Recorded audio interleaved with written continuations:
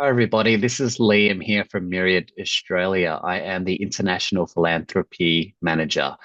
So I'm here with Chhaiya Im, who is the founder of Opening Doors Cambodia.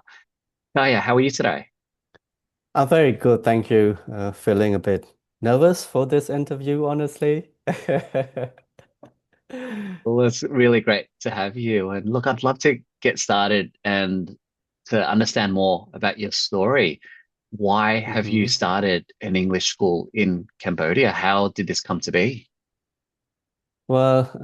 Actually, ODC or Opening Doors Cambodia really began from my own experience.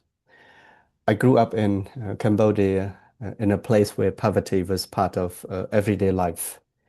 And as a child, I saw very clearly that education was not always fair for everyone. One experience that stayed with me happened when I was in grade seven at a public school. Before a chemistry exam, my teacher asked students to pay for extra study session. I could not afford to pay, so I did not attend. On exam day, the students who paid sat in one row, and the students who had not paid sat in another row. And we were given different exam papers.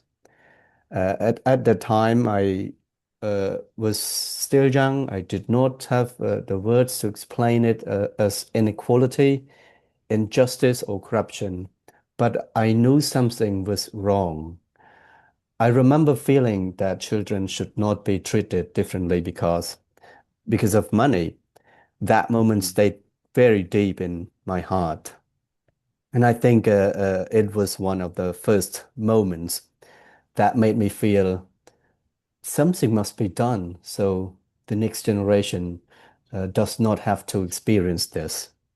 And Mhm. later in life, I remember that my grandfather once told me he had suffered because of this education or his education.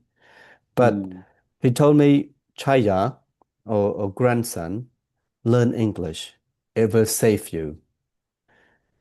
At first, I did not fully understand what he meant, but one day when I saw a monk teaching English in a Buddhist monastery in Siem Reap, his words came back to me, and I began studying English there in 2008, the year I Mhm. finished my high school.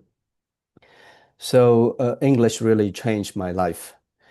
Because of English, I got a job as a hotel receptionist by just studying English for like half a year in that Buddhist monastery. That job helped me save money to go to university. And later, English helped me become a teacher in 2012, as I remember. And that kind of job helped me survive my university years. I studied banking and finance and graduated in 2014.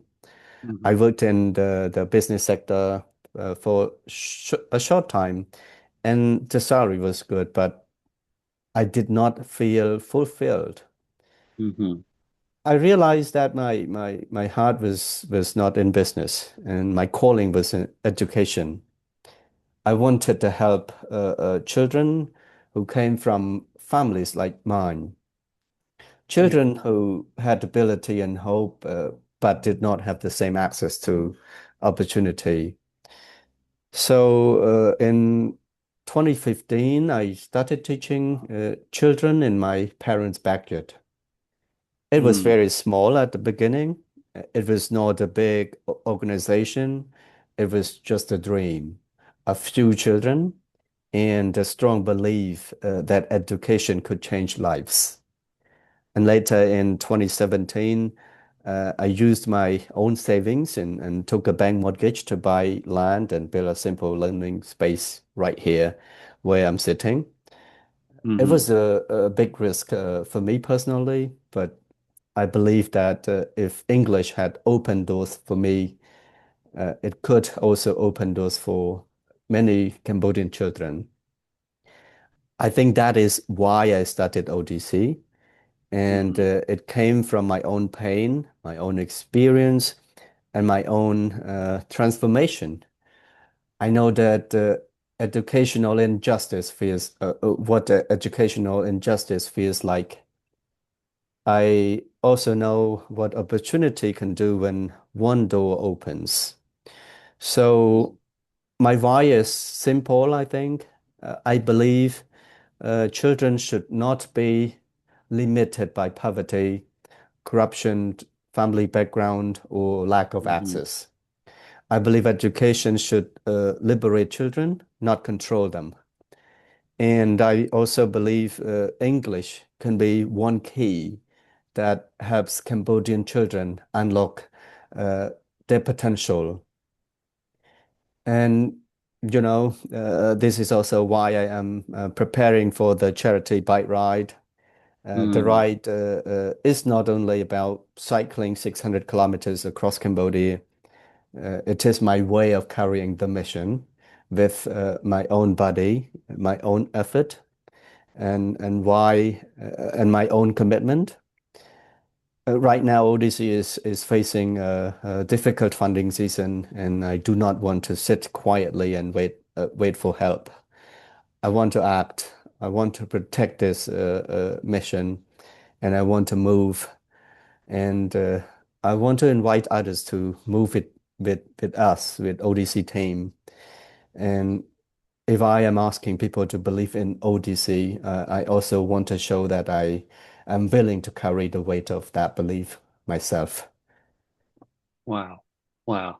Well, Chaya, thank you for sharing your story so far, right? There's a lot in there that I'd love to jump in and dissect and discuss with you today. In terms of the early years when you started the school in your parents' backyard, what happened during this time for you to develop such a conviction that you would put and pour your personal money in, that you would go out and get a bank loan so that you could broaden and develop something more formal and establish an organization? Yeah, what did you see in those early years that you thought, I need to go all in on this? I, as I said, ODC started with just one dream, my own dream, and it has now become an organization, which is now I feel like it's a responsibility that myself and my team needs to take responsibility. So let me share with you a little bit about ODC missions and what it Yeah, does, and yeah. then who ODC serve. Opening Doors Cambodia is now a local Cambodian NGO based in Siem Reap, and Hmm. we mainly provide English education to children and young people, especially those from families who could not afford expensive private English classes. Many of our students attend public school, uh, but public school alone is not enough, for English education. So the students still need English. They need confidence and life skills. And what we can see is that they also need discipline, and they need us, teachers Mm. who believe in themselves. And also, they need a safe and serious learning environment. Why I'm saying this? Because uh, I'm not saying that I don't trust the public system that provides English education, but what we do at ODC is just to fill the gap that the public school could not provide the children. So Mm. we Yeah. we ensure that they are respected, they are encouraged, uh, to learn. So for us, English is not only a language subject. It is a bridge. In Cambodia, especially in Siem Reap, as you may know, English opened many doors to higher Hmm. education, scholarships, and especially tourism. We have Angkor Wat and many other temples that people come Yeah. and see. So and like hospitality jobs, international communication and a wider world of knowledge. And I know this personally because English changed my whole life. Mm, So I want my students to have the same key, uh, the key of English. mm, But OTC is not about teaching English. We use English education to help children grow as whole people. We envision Cambodian children to be future confident leaders. That's the vision I want to see Cambodian children grow up as leaders so they can give back to their own community, uh, when they feel like doing that. And our mission is uh, to educate, not to indoctrinate, but to mm. liberate. Yeah, yeah. We've been through many wars, and we Mm, and I myself know how Cambodian children have been treated, educated. Most of the time, we just do what we are told to do in class, and at home, they are just they just do what they're told to do as well by their parents. So at ODC, they come in and learn. We make sure that they can do anything they want with discipline and love and compassion, things like that. So that mission comes from my own experience. And I know that what it feels like when education is used to separate children by money, status, power. mm, I want ODC to be different. I want ODC to be a place of justice, safety, love, discipline, and opportunity. So at ODC, students follow a long-term English pathway. mm-hmm, They began with basic phonics and communication, mm-hmm, uh, then grow into reading, writing, speaking, listening, grammar, etc., and real world English. Uh, you know, this is what we hope to teach them in English, and in addition to that, we hope that as they grow, we also help them think, speak with confidence, take mm-hmm, responsibility and understand the role of their family and community. So one part of ODC that I am really especially proud of is you know the teaching scholars program. Some students began as learners, mm, then become teaching scholars. They assist teachers in classrooms and learned essential teaching skills. So some of them later become teachers at ODC uh, now. So we have two teachers uh, who started as students, and then mm, they return, they come back to ODC and help their own community. And that's what I wish to do.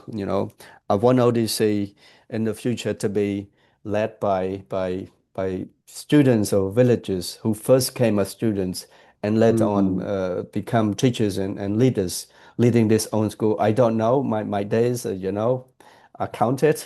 So I don't know how much time I have left. But maybe after we have all gone, uh, these people will stand for their own community. And to me, that is very powerful. It means that ODC is like creating a cycle of hope. A mm, child receives an opportunity, grows through that opportunity, and then helps give that same opportunity to younger students. When like younger students see former students becoming teachers, uh, they also can believe maybe I can do that too. mm, And so the children we serve are not like victims. I do not want people to look at them only like through poverty. I have my own experience. I seen a lot of people like tourists or supporters or donors. They come to Cambodia and they mm, just do a lot of activities. They think they help these people. They help Cambodian children. Uh, so, of course, this kind of action helps.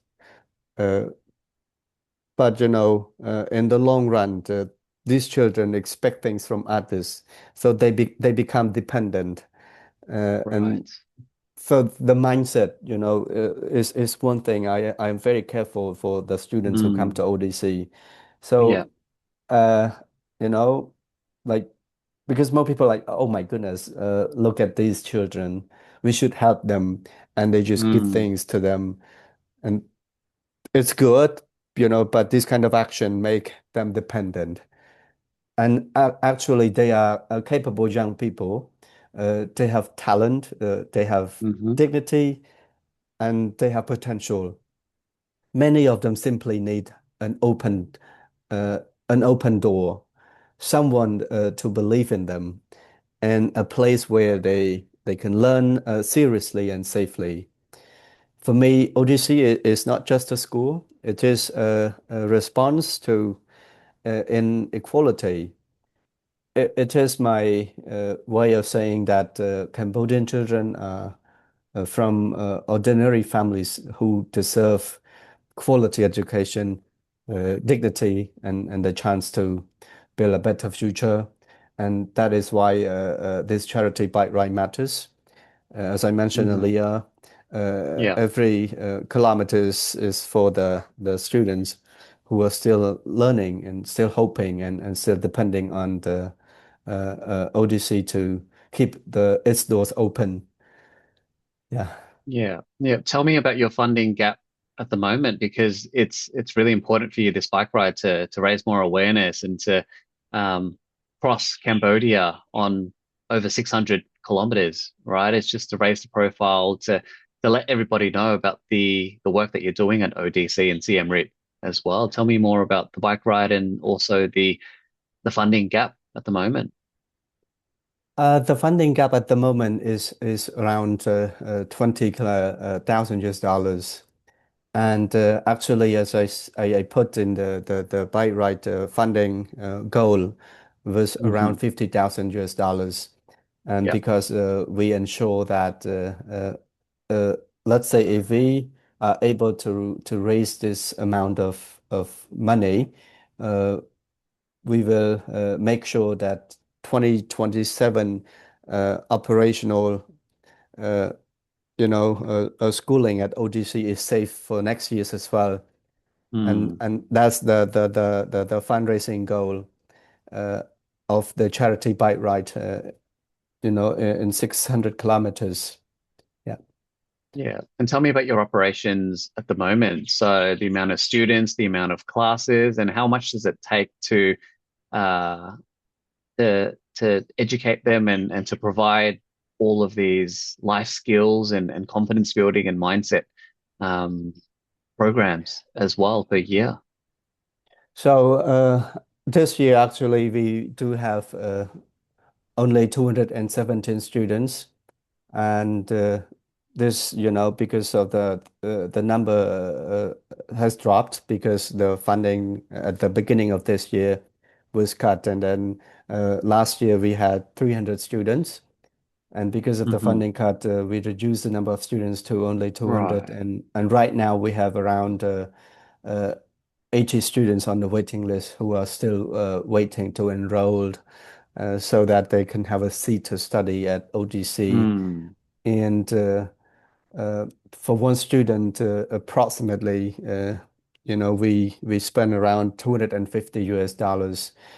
And most of the time, where ODC sits right now, uh, people like have like become middle income families, so most of them can afford not the whole, $250 cost, but they can just pay the subsidized fees of 70 US dollars for this year. And those Mm. who cannot afford, uh, we give them scholarships. Yeah. We have the specific scholarship criteria, and then this year we have 25 scholarship students to those family who cannot really pay. So this is the cost for one student. And can you ask me the second question, please? Yeah, yeah. So I think your answer covered this as well.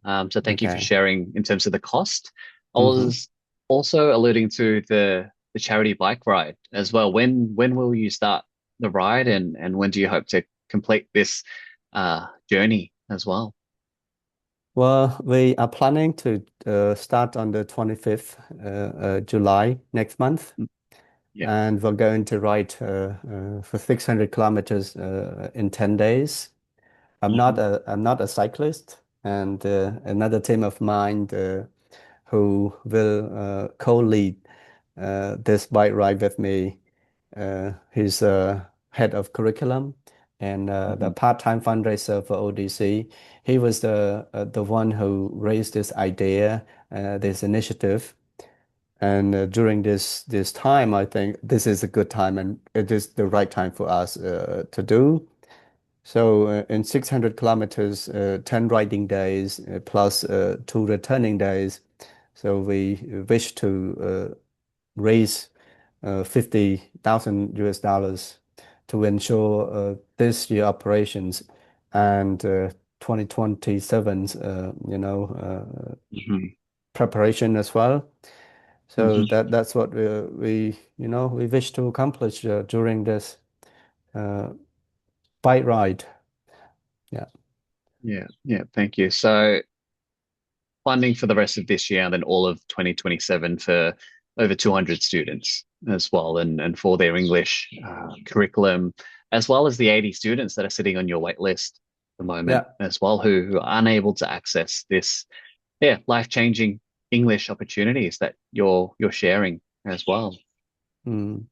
You mentioned a very interesting point earlier as well about tourists coming in, say from Australia, who are wanting to help out, right? So you're saying that there are ways to help that can be more impactful and sustainable that doesn't make young people in Cambodia dependent. So I know there's a big appetite for Australians to help, and especially when they go to Cambodia, they they see things and they're like, all right, we want to lend our efforts. How can they support? Where do you think their efforts are best uh, placed as a local leader who's been running this organization for over a decade now, and spending and dedicating your entire life to this mission?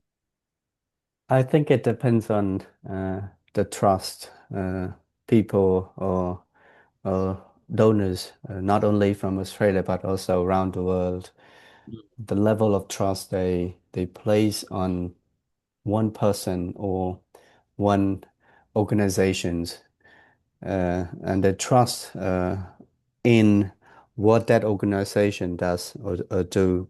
So in order to trust, and it's not easy, so we need to be able to come on site to see things that is happening, whether that person or that organization is really doing the things, uh, whether that organization really uh, does the things that meet the students' needs. So uh, as I mentioned earlier, at OGC, uh, we are very careful when we give things uh, freely to the students because we are afraid that they might just take the mindset that they don't need to do anything. They can still get support from other Mm, people. So I believe the best place to help is, to find out uh, who is really doing the things to help Cambodian children, or an organization that really does one thing or a few things that really help the children. And I believe and I guarantee that ODC is one of those organizations that uh, can make sure students' needs are met. So that's why we've been doing this for a decade, and this is what I really believe, and this is also what keeps me going in the mission that we're trying to protect and move forward. Yeah. So I'd love to learn more about the pathways for young people as well. You spoke about learners to also becoming teachers, but tell me about employment pathways that they may have after ODC or throughout the ODC programs as well, because you expand the ability and like yourself, right? Learning English and being able to participate in the tourism economy as well. Well, as I said from the very beginning, a student comes to OGC as, uh, very beginner. They learn phonics, communication in English, and later they move to higher level with, more difficult grammars, speaking, writing, reading, listening. And then at OGC, we also have an online class after this kind of curriculum. Uh, an online class. We have one online class right now, taught by our former board members from Perth, Australia as well.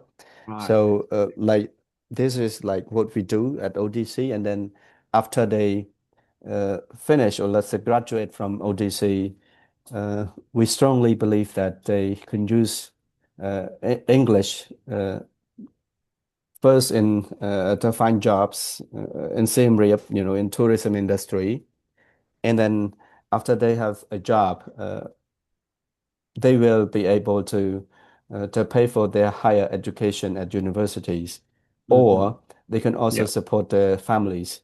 So starting from one person, they can ensure that they have a better future, higher education. They can also support their family. And who knows, they can also use English as a bridge, connecting them to from Cambodia to Australia, to England, or to uh, America for their higher Yeah. education. We don't know. So I have a student from the very beginning, and she's now a Mm. teacher at ODC. And she once told me she wanted to pursue her master degree abroad.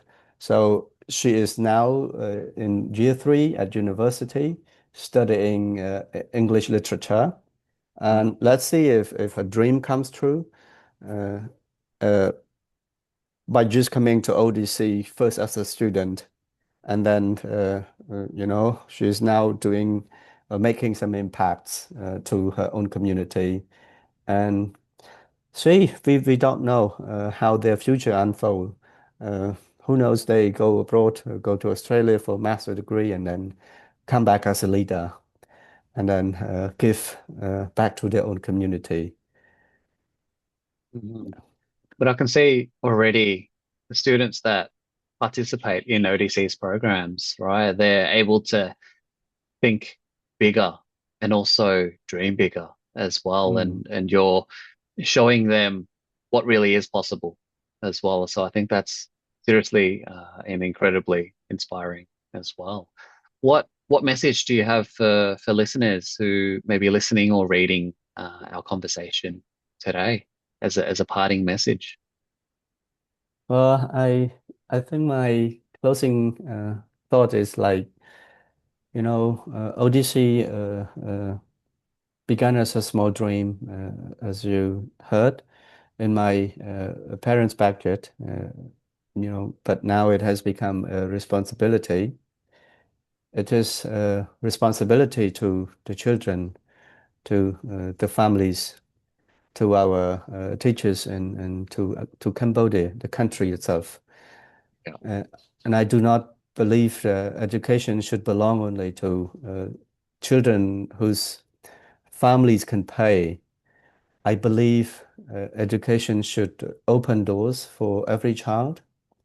Hmm. And I hope this charity ride, the bicycle ride, is my personal way of saying that I am still willing to fight for this mission. And I know it will not be easy. It will not be long. It will be long and tiring, hot, and physical demanding. It's rainy season, Mm, so we expect a lot of right. rain along the way. Wow. Hmm. But if I'm asking others to believe in ODC, I must do. I must act uh, to carry that belief through action. Yeah. So, to Yeah. friends, especially in Australia, I would say, please stand with us. Please sponsor this right through, Myriad Australia or any other ways you can. Mhm. Uh, your support can help us keep education at ODC alive for Cambodian children and keep opening doors for the next generation. Yeah.